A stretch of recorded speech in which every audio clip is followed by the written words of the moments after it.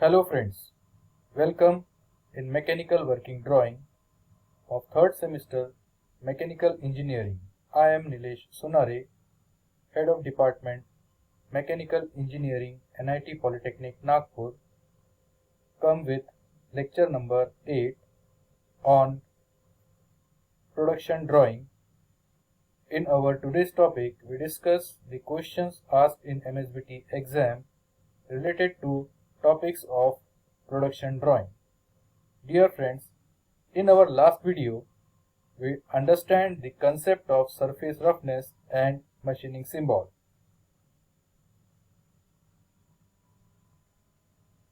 In our today's video, our learning outcomes are the learner should be able to solve all questions asked in MSBT exam related to all topics of production drawing. And our today's program outcome are PO 1, 2, 3, 4, 8 and 10 and PSO 2 and 3. Dear friends, we discussed in our previous videos about fits. It is very important topic of this unit. We discussed the clearance fit where the hole size is greater than shaft size. Also, we discussed the interference fit where the hole size is less than shaft size, and transition fit where the hole is equal to shaft.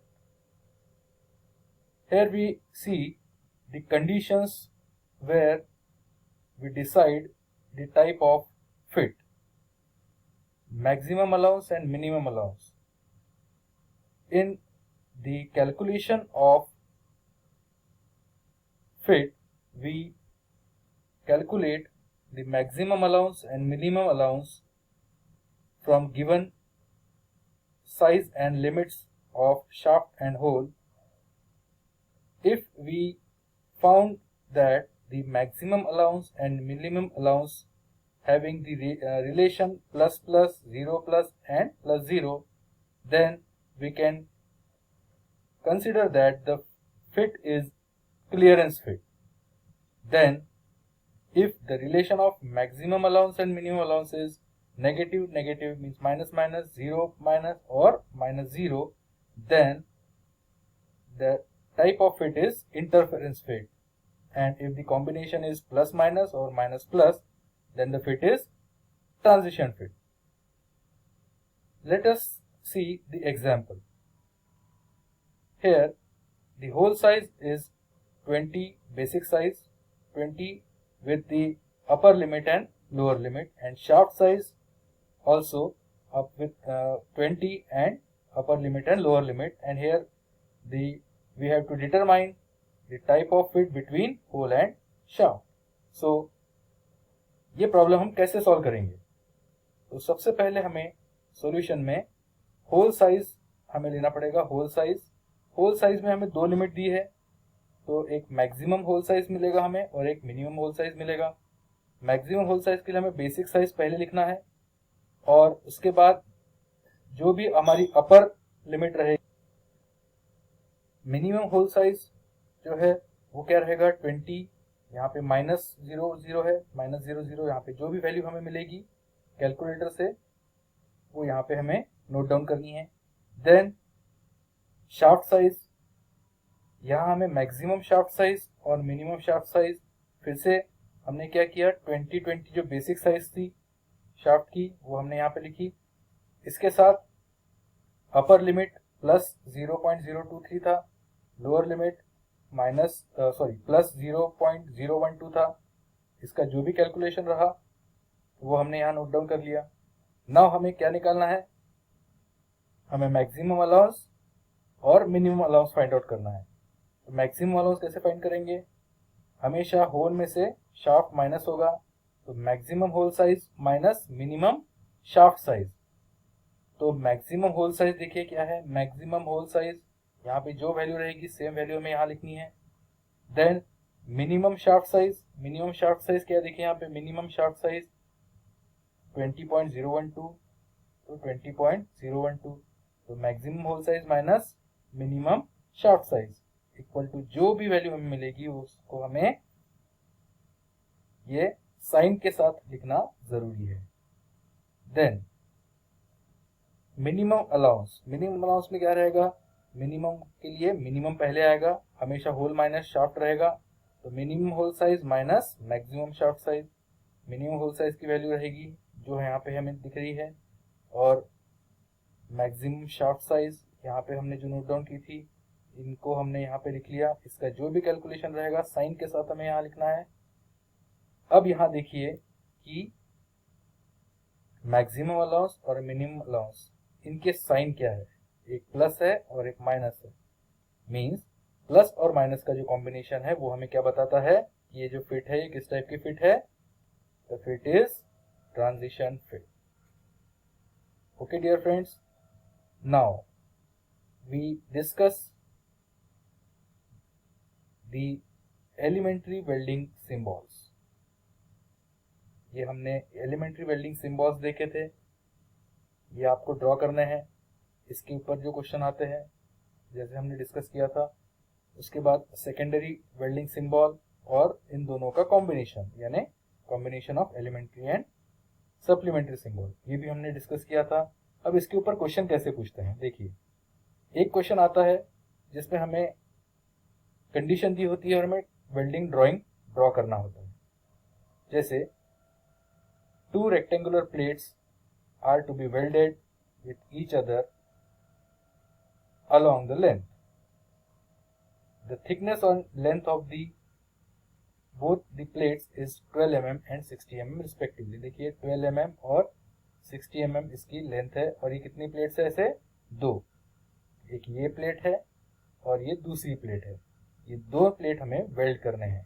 किससे weld करने हैं, the plate are to be U butt welded with convex counter। अब हमें symbol क्या रहना चाहिए, U butt weld का और कॉन्वेक्स। प्रिपेयर वेल्डिंग ड्राइंग कैसे ड्रॉ होगी, देखिए ये एक प्लेट थी, ये दूसरी प्लेट थी, एक प्लेट ये दूसरी प्लेट। देखिए इसका जो हैचिंग है ये अपोजिट साइड की है, यानी दो अलग अलग प्लेट है। और यहाँ पे हमने वेल्डिंग कैसे की है, देखो U butt weld किया है, लेकिन यहाँ पे कैसे, काउंटर, कॉन्वेक्स काउंटर, बराबर है। तो यहाँ पे जो वेल्ड हुआ है वो कैसे हुआ है, U butt weld, और यहाँ पे कॉन्वेक्स काउंटर। इसका जो 12 mm और 60 mm क्या है, प्लेट की लेंथ हमें दी है। इस प्रकार से ये प्रॉब्लम हमें सॉल्व करने हैं, ड्रॉ करना पड़ता है। और नेक्स्ट, और वेल्डिंग के ऊपर क्वेश्चन कैसे आते हैं कि draw the symbol of the following. हमें 4 आधे आधे मार्क के लिए ये सिंबल्स ड्रॉ करने होते हैं। जैसे कॉनकेव फिलेट वेल्ड, देखिए कॉनकेव फिलेट वेल्ड ये हमने ड्रॉ किया था, ठीक है। Next spot weld, spot weld लिख के हमको स्पॉट वेल्ड का सिंबल ड्रॉ करना है। Single V butt weld, single V butt weld. Then seam weld, यहाँ पे हमने सीम वेल्ड ड्रॉ किया। इस प्रकार हमें यहाँ पे वेल्डिंग सिंबल्स ड्रॉ करने होते हैं। नेक्स्ट हमारा टॉपिक था ज्योमेट्रिकल टॉलरेंस। ज्योमेट्रिकल टॉलरेंस में हमने क्या देखा था, ज्योमेट्रिकल टॉलरेंस में हमने देखा था कि ये जो सिंबल्स है, देखिए यहाँ पे हमने ये कैरेक्टरिस्टिक सिंबल्स हमने ड्रॉ किए थे। अब इसके ऊपर क्वेश्चन कैसे आता है, चलो देखते हैं।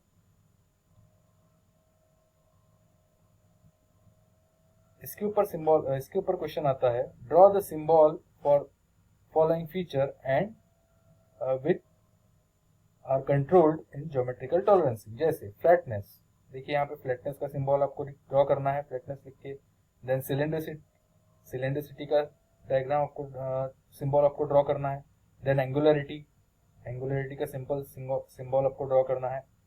And profile of any surface, देखिए प्रोफाइल ऑफ एनी सरफेस, ये इस प्रकार से आपको ड्रॉ करना है और इसके ऊपर आपको मिलेंगे 2 मार्क्स।